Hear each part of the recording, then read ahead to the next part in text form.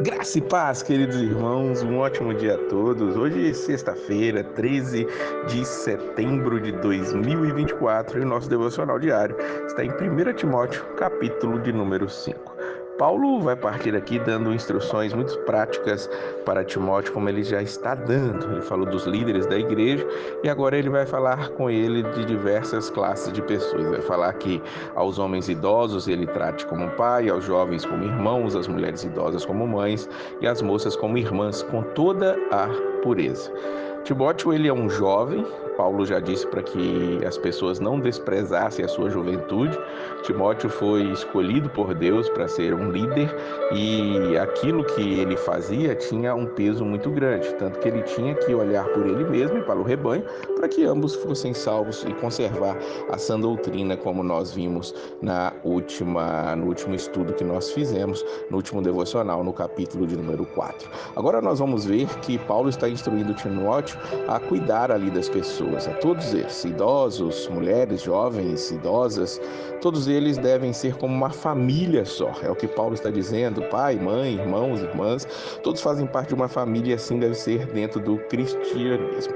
Paulo dá uma atenção especial aqui às viúvas. A partir do versículo 4, ele vai falar que as viúvas, elas também precisam ser bem cuidadas, mas se elas têm filhos ou netos, eles devem colocar a sua religião em prática. Qual é a religião? Aquilo que Tiago fala: a religião é cuidar dos órfãos e das viúvas nas suas necessidades. Por que ele está dizendo isso aqui? Porque se aqueles que têm parentes, têm mulheres viúvas ali e não cuidam, eles estão negando a própria fé e são piores do que os descrentes, diz o versículo de número 8. Então, os netos, filhos, precisam cuidar das suas mães viúvas. Ele diz mais lá no versículo 16: se alguma mulher crente tem viúvas em sua família, deve ajudá-las, não seja a igreja sobrecarregada com elas, a fim de que as viúvas realmente necessitadas sejam auxiliadas.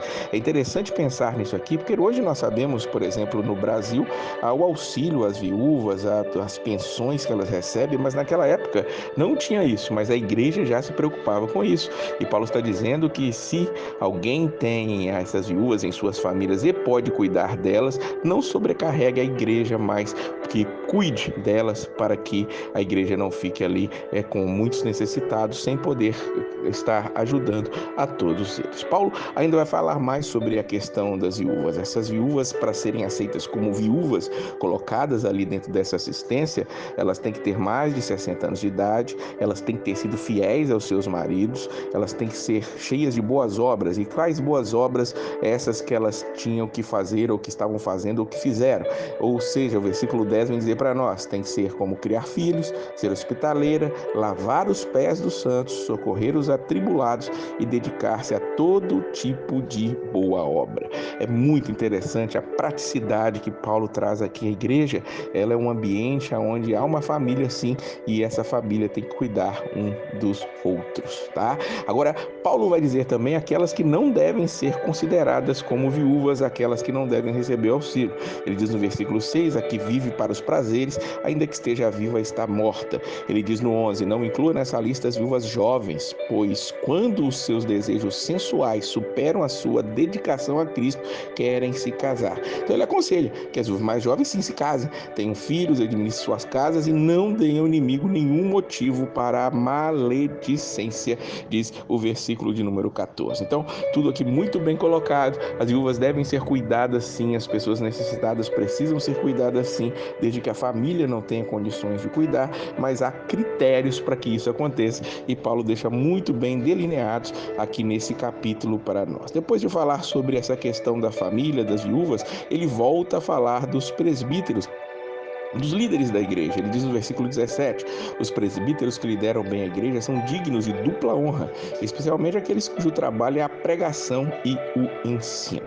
Paulo está dizendo mais uma vez aqui, como já falou em outras cartas, a questão dos líderes de igreja serem dignos de receberem o seu salário, de receberem o seu sustento. E ele diz inclusive que aqueles que se esmeram no ensino, na pregação da palavra, eles são dignos de dupla honra, um duplo honorário, podemos dizer dizer assim, para que eles possam sobreviver, para que eles possam se dedicar cada vez mais ao ensino, ao estudo e poderem trazer alimento ali para o rebanho.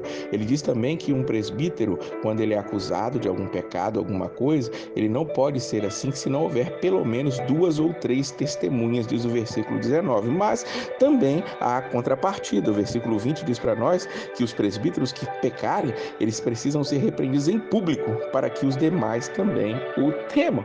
Então há uma repreensão na liderança da igreja também em público quando há uma queda do pecado, para que todos percebam que não há uma acepção de pessoas, não há uma colocação acima de outros, mas todos são iguais na igreja, e a responsabilidade que vem sobre os líderes da igreja, a qual eles têm alguns privilégios, eles também têm responsabilidades maiores e precisam estar ali sendo admoestados, precisam estar sendo repreendidos na frente de todos. Paulo, por fim, vai orientar a Timóteo, inclusive na questão de estar preparando ou separando líderes. Ele diz no versículo 22 que não se precipite em pôr as mãos sobre ninguém e não participe dos pecados dos outros, conserve-se puro. Essa questão de não se precipitar em pôr as mãos, o próprio Paulo já tinha dito que Timóteo tinha recebido o dom e tinha sido colocado sobre ele uma imposição de mão dos presbíteros para ele exercer ali o ministério. Ele está dizendo, não faça isso, tenha cuidado, observe os critérios, observe tudo isso que eu já tenho dito para você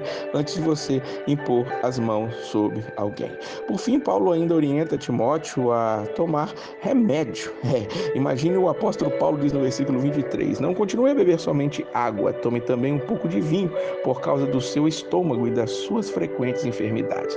Paulo orienta Timóteo a tomar um pouco de vinho misturado na água, para que aquilo pudesse cuidar ali das dores de estômago que ele estava tendo. É interessante isso, porque o apóstolo, ele poderia simplesmente orar e acontecer o milagre. Alguns hoje acham que todos podem ser curados, todos merecem ser curados e todos serão curados. Mas há sim o milagre de Deus preparar remédios também para podermos estar sendo cuidados. Temos que ter fé para orar, para repreender as enfermidades, sem dúvida nenhuma, mas também precisamos entender que há algumas coisas naturais que foi o próprio Deus que criou também, para que possamos estar sendo tratados. Que nós possamos entender, há critérios, vivemos em uma família e todos nós temos que ajudar uns aos outros para a glória de Deus. Que Deus te dê um fim de semana abençoado e a paz do Senhor.